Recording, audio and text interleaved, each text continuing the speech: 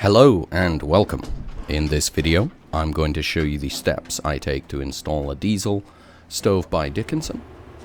This one is the Bristol model, and the process is going to be much the same for any natural draft diesel appliance by Dickinson. So let's begin. The first thing I do is check that the appliance can sit or be mounted level. If the appliance is not level, fuel will pool to one side of the burner and unbalance combustion.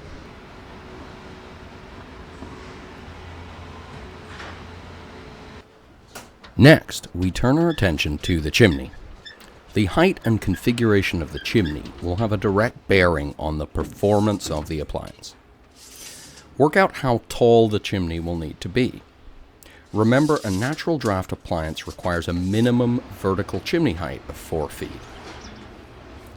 Carefully planning out the chimney install will help you identify which parts you'll need to order to assemble the actual thing. If the install calls for elbows, make sure they're positioned as high up on the chimney as they can go in your plan.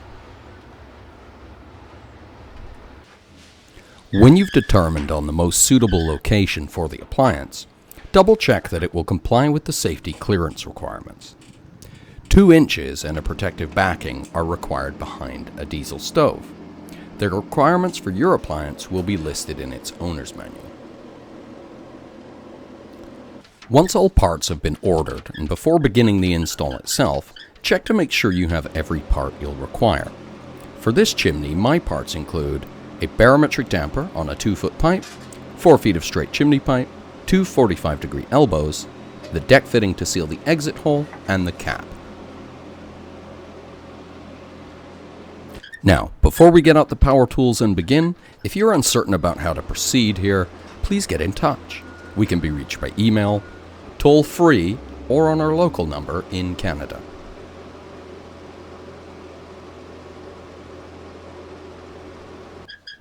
Once we've thoroughly checklisted all our parts and triple-checked our measurements, we're ready to cut the exit hole for the chimney.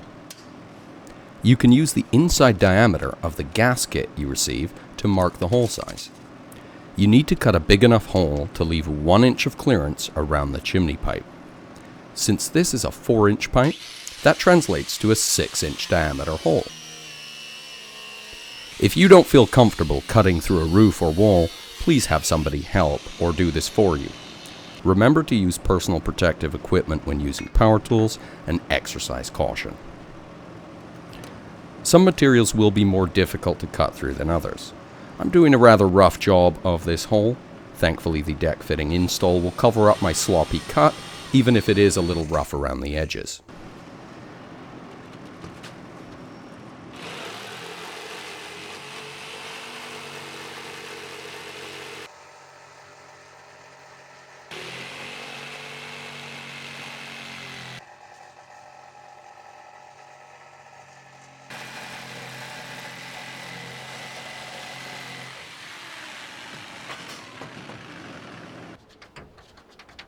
Install the deck fitting using the hardware that comes with it.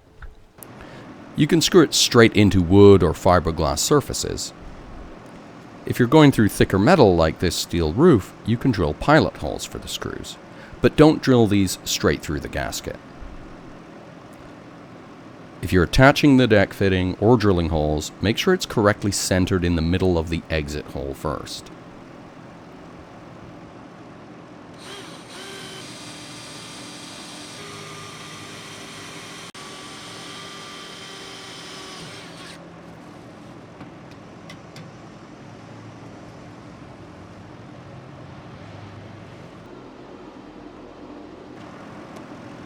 Line up everything carefully with your pilot holes so you'll be able to locate them.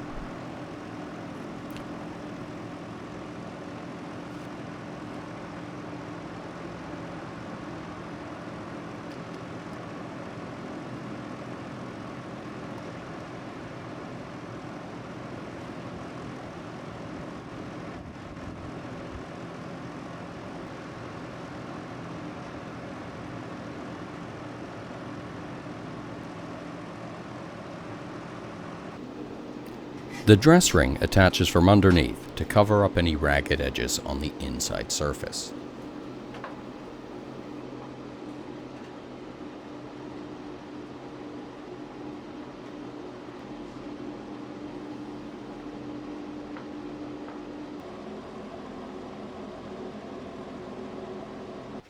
Leaving the chimney alone for a while, we can go about hooking up the 12-volt draft assist fan.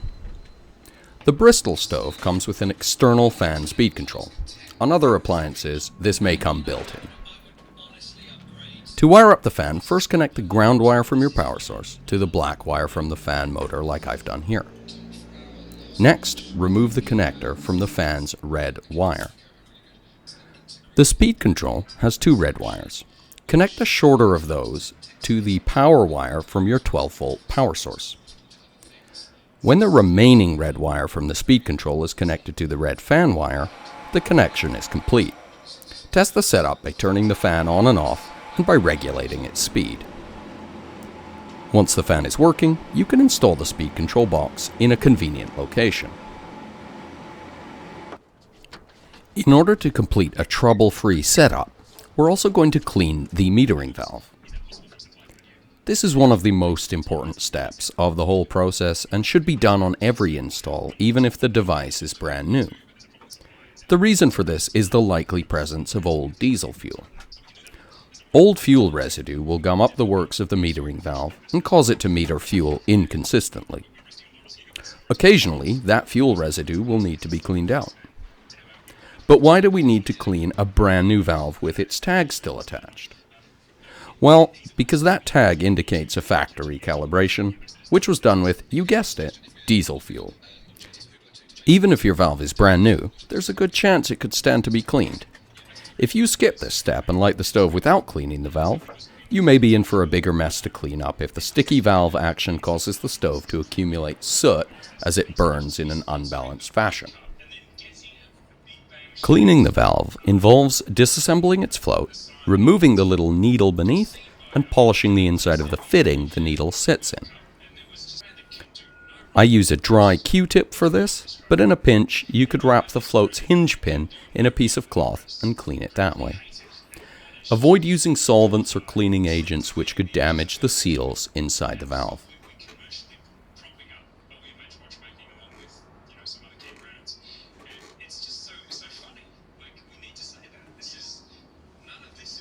Keep on polishing the inside of the fitting until the Q-tip or rag come away completely clean.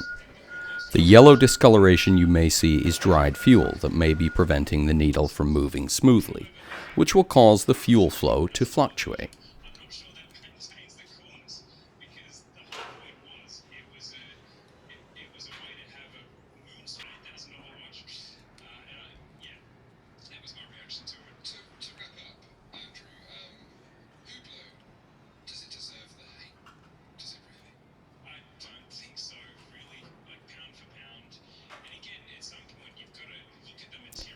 Reassemble the float mechanism and make sure it moves the needle smoothly as you raise and lower it.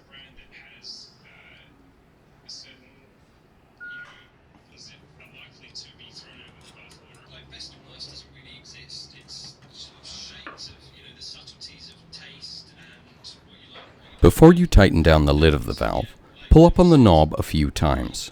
It should pull up and snap back without catching. Keep doing this until the action is smooth, then tighten the screws all the way.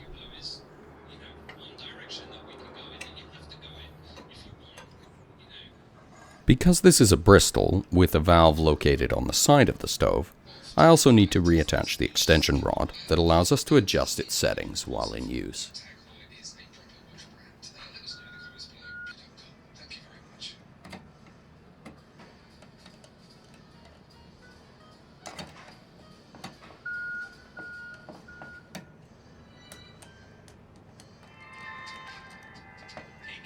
Powers the world's best podcasts. Here's a show that we record. Bizarre story in Saskatchewan was stolen province. The tie-down bar will help prevent the stove from pitching forward if the boat you may be installing this on heels to one side. Attach the bar directly to the counter or floor so that its ends sit proud of the surface. Then slide the stove back so that the lips on its underside end up under the ends of the tie-down bar.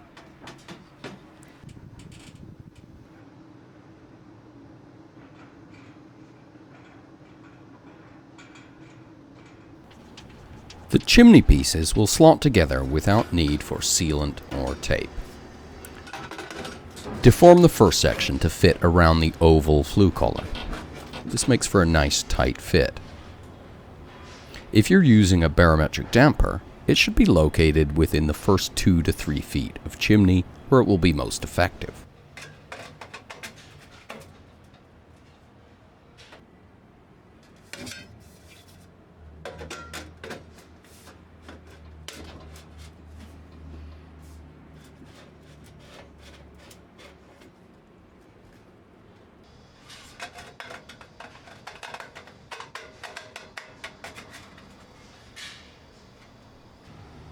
A sleeve draws down from the deck fitting to join it to the crimped end of a chimney pipe.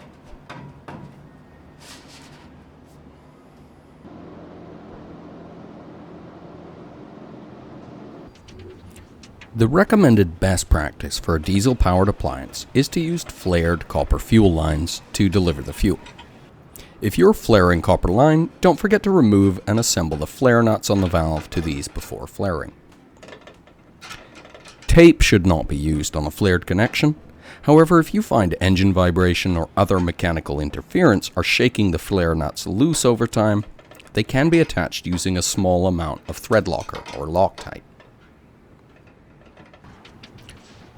As we're now very close to completing this install and our stove is permanently in place, we can begin peeling the protective plastic off the stove's brushed stainless steel finish. Make sure you check all nooks and crannies of the appliance for any last traces of plastic that might burn during use.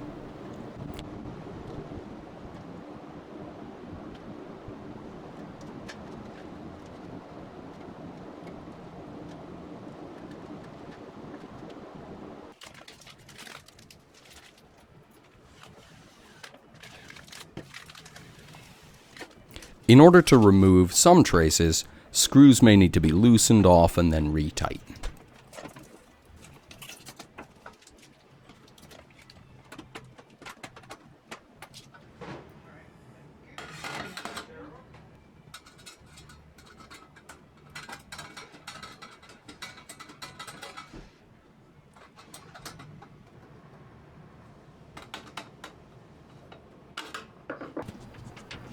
A quick systems check will tell us if our stove is ready to be put into use.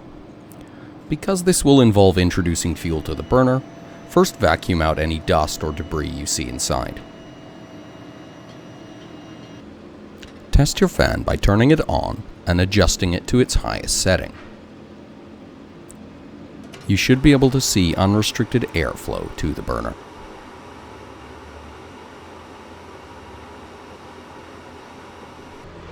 Now open up fuel flow at your tank and turn the valve knob to setting 5. It will take a few minutes, but what we want to see is a pool of diesel fuel well up in the center of the burner pot.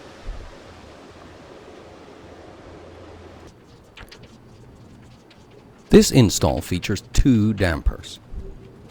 The first one, built into the stove, can be closed to allow heat to build up inside the oven. You close the damper by pulling it upwards. The default position for this damper should be open. Push down on the rod to open the damper. The barometric damper should sit so that it falls closed. If you find yourself with a stove that's burning lean and not delivering enough heat, adjusting the counterweight on the damper to make it sit slightly open will help to balance combustion. Install video. I hope you found this video helpful. If you have any questions, please get in touch with us. We'd be happy to help you with your install.